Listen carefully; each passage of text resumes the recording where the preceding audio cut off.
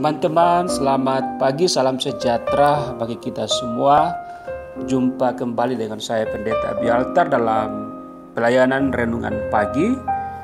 Sebelum kita membaca dan merenungkan firman Tuhan, mari kita berdoa. Tuhan Yesus, kami sangat bersyukur pagi yang indah ini kami boleh bangun dan siap untuk membaca, merenungkan firman-Mu, mendengarkan suara Tuhan. Biarlah kami dilayakkan dan kuasa Roh-Mu yang kudus bekerja baik kepada hamba-Mu maupun kepada para pendengar dimanapun berada, di dalam dan demi nama Tuhan Yesus. Amin.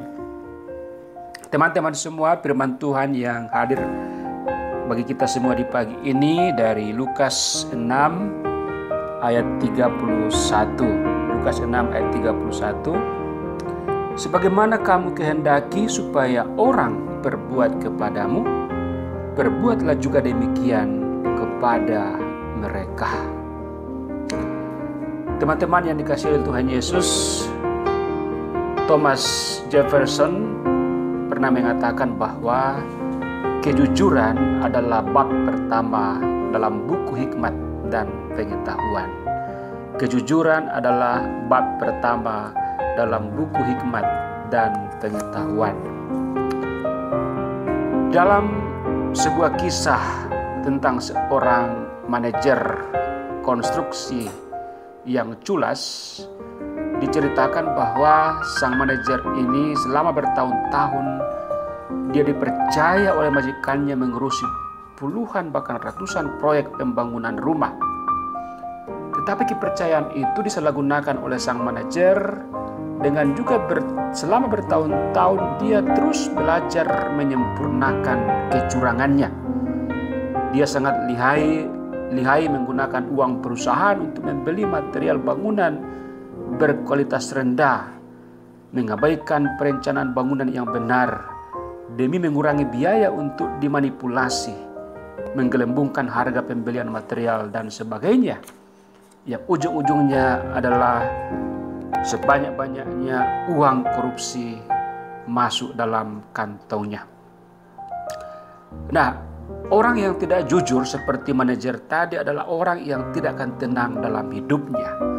Selalu akan gelisah dan tidak bisa tidur. Suatu kali waktu, bos dari manajer ini, pemilik perusahaan, memanggil dia. Dan dia sudah sangat was-was, ketakutan. Jangan-jangan bos sudah mengetahui kecurangannya. Dengan penuh was-was dia menghadap bos. Tetapi dia lega karena ternyata bos tidak tahu apa-apa. Katanya dalam hatinya sangat gembira. Ternyata bos memberitahukan kepadanya bahwa dia akan pergi ke luar negeri.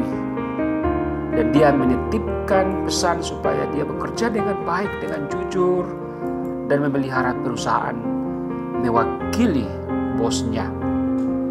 Sang manajer sangat gembira. Karena apa? Dia kembali akan melakukan hal yang sama, kecurangan. Dan kebetulan sang bos menugaskan dia untuk membangun sebuah rumah. Dan rumah itu akan harus selesai sebelum bosnya tiba di tanah air. Dan begitulah yang namanya ketidakjujuran dipelihara dan terus berlangsung. Dan dia membangun rumah pesanan bosnya itu juga dengan sifat ataupun sistem korupsi. Membeli barang-barang material rumah yang murah tetapi rendah kualitasnya. Dan dia begitu cepat membangun rumah itu. Dia mempekerjakan orang-orang yang murahan juga, yang penting bekerja tapi tidak memperhitungkan kualitas pekerjaannya. Dan selesailah rumah itu, dan singkat cerita teman-teman, sang bos sudah datang. Dan dia sangat kagum melihat rumah yang kelihatannya bagus itu dari luar. Dan dia bilang, luar biasa. Kamu sudah bekerja dengan baik untuk membangun rumah ini. Dan sebagai penghargaan atas dedikasimu, saya memberikan rumah ini untukmu. Anggaplah sebagai hadiah atas pengabdianmu kepada perusahaan, dan sesudah itu Anda bisa dipensiunkan karena Anda sudah mempunyai pengganti sebagai manajer baru. Si manajer bungkam, teman-teman, bukannya bersyukur, dia malah menyesal karena dia tahu bahwa rumah yang dibangunnya itu adalah rumah yang gampang roboh, gampang runtuh, alias kualitasnya sangat rendah. Tetapi dia tidak bisa berkata apa-apa selain dia mendapat hadiah ketidakjujuran dari apa yang dia buatnya, atau hasil dari ketidakjujurannya, dia juga diberhentikan. Teman-teman yang dikasih oleh Tuhan Yesus, sekali lagi kejujuran kepada sahabat, kejujuran kepada atasan, kejujuran kepada bawahan, itu sangat penting dalam hidup ini. Janganlah kita melihat bahwa karena bos kita kurang tegas atau bawahan kita kurang tegas, lalu kita seenaknya bertindak tidak jujur kepada mereka. Firman Tuhan sangat jelas bahwa sebagaimana kamu kehendaki supaya orang berbuat kepadamu, apa itu yang dikehendaki?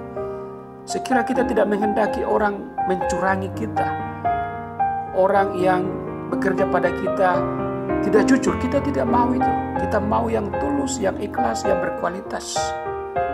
Dan itu jugalah yang dinantikan oleh sesama kita, oleh atasan kita, oleh bawahan kita, oleh orang tua kita.